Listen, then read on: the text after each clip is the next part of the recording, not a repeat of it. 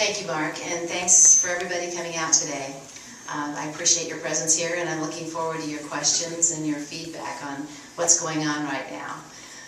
As you know, the economy is looking real bad in the state, and in appropriations, we've been trying to pare down the state government, much like what has been happening in the private sector. It's been a very painful experience. One of the things we looked at the other day was the disaster relief that we're mandated to help to pay for, and it was interesting when we started looking at some of the money that we had been spending. Greensburg, I didn't realize that the state of Kansas contributed $38,000 to help to restore the deep well in Greensburg. And also, I don't remember how much money we gave to help to restore a roller rink in Wichita.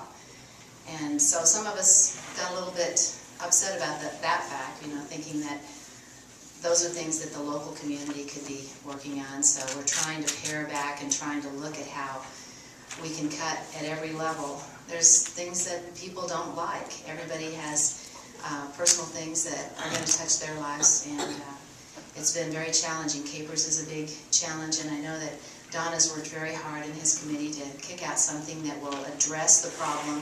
Looking down the road, how do you solve the problem? And it's created a lot of anxiety across the state for people that are looking at their retirement and concerned about whether they're going to be able to retire at the age that they expected to, or whether they're going to have to continue working longer. And we looked at the state health care yesterday, and the state employees don't pay nearly as much as individuals in the private sector do typically when they work in private jobs. And we said, okay, we should try to up the contribution from the state employees to pay for their health insurance, and that's going to not set very well with people. It's not nearly enough money. Where do we go? I mean, where do we find the dollars, and what goal should we set as to how much should we cut to try to keep the state stable? Several on the committee have determined that if we could go at having a level spending rate as what we had in 2011, that would be doable, because we're not anticipating next year's revenues to look any better. And that's $360 million that we still need to cut. That's huge. So it seems like we're just randomly trying to find small things that add together and trying to get something substantive out of it. It's a pretty tough job. The governor's budget actually increases the spending level on the state dollars, and so the majority of us don't believe that that's a very credible plan. And yet he was mandated to raise the spending because of the caseloads estimates that came in for the social services spending. So it's been quite a time of adapting. New chairman in the committees, new leadership in the state, new agency heads. So everybody's just trying to, we're still struggling to try to get it together, and realizing that when we do kick a bill out of committee, the challenge is going to be getting a majority of people in the House to support that bill. And if that doesn't work, we have to go back and revisit it again. So it hasn't been an easy year. I will say, though, for those of you who felt like building jobs in Kansas was important, we finally got a chance to start addressing that.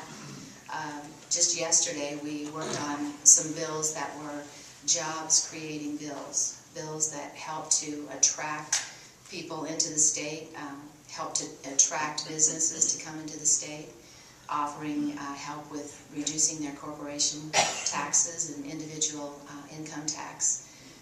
With that, we looked at the sales tax that was added on last year, and initially there was a thought, well, we can't reduce sales tax and income tax both, so we have to choose between creating jobs, which will help everybody, or sunsetting the sales tax. And they tried that, and that didn't set. So just yesterday, they did pass the bill off the floor, doing both, sunsetting the sales tax in 2013 as it had been originally planned, and as well as reducing the income tax. So I can't think of anything else, but I'm sure you guys have got a lot on your mind. I'll pass it on down to Jeff. Thank you, Representative Mast.